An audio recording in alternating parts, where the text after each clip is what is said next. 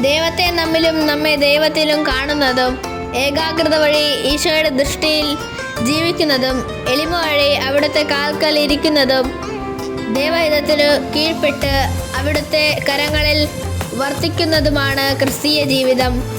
ഈശോയോടുള്ള നമ്മുടെ ഭക്തി അനുസരിച്ചായിരിക്കും ക്രിസ്തീയ ജീവിതത്തിൻ്റെ പുരോഗതി. നമുക്ക് പ്രാർത്ഥിക്കാം. കർത്താവെ, നിസാര കാര്യങ്ങളിൽ സമയം നഷ്ടപ്പെടുത്തി കൊണ്ടിരിക്കുന്ന എൻ്റെ മാനസികാലസതയെ അങ്ങ് തിരുത്തുക. വ്യർത്ഥ ചിന്തകൾ അങ്ങയുടെ സാന്നിധ്യത്തിലുള്ള മാധുര്യം അപഹരിച്ചു കളയുന്നു. എൻ്റെ പ്രാർത്ഥനകളുടെ ഏകാഗ്രത നഷ്ടപ്പെടുത്തുന്നു. അങ്ങയുടെ സാന്നിധ്യത്തെപ്പറ്റി ബോധവാനായും എൻ്റെ പ്രാർത്ഥനാ വിഷയം കൺമുൻപിൽ വെച്ച് അങ്ങയെ പ്രീതിപ്പെടുത്തുവാനുള്ള ലക്ഷ്യത്തോടുകൂടെ പ്രാർത്ഥനയ്ക്ക് ഒരുങ്ങുവാൻ കർത്താവെ എന്നോട് കണിയണമേ. ആമേൻ.